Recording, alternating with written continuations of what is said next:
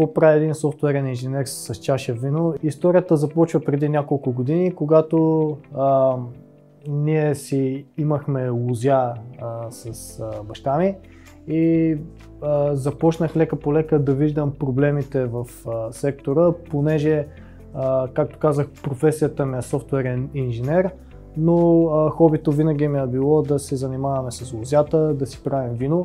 Но една година така се случи, че въпреки неуморните грижи, които той отделяше за работа по лозята, се оказа, че те бяха нападнати от болести и от неприятели и се случи така, че по време на беритба половината от нашите лозови масиви бяха в много лошо състояние. За да стане хубаво и качествено вино, ти трябва хубава и качествена реколта. И ние бяхме принудени да отделяме всички лоши чепки зърна, за да не се вкарат те в ферментацията на виното, което да му увредят качеството. Почнах да си задавам въпроси, свързани с моята професия. Защо да не се проучи какви зависимости има в лозята и как знанието на тези зависимости, анализа на тях може да помогне за това лозарите да взимат по-информирани решения и да не изпитват проблемите, които изпитахме ние. Работата, която след това свършихме, е да обиколим много лозови масиви в България, за да научим проблемите на хората и много от тях съвпаднаха с нашия проблем, но още по-гадното е, че е и в по-големи мащаби.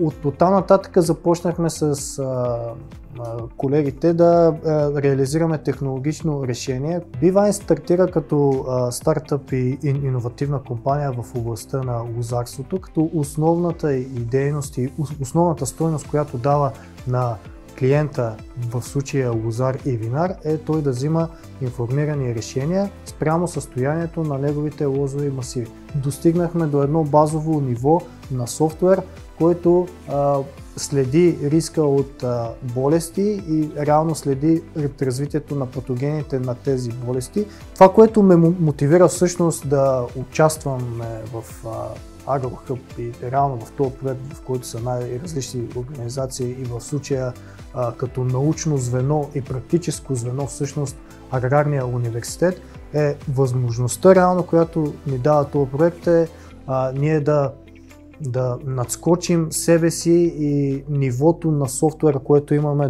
до момента.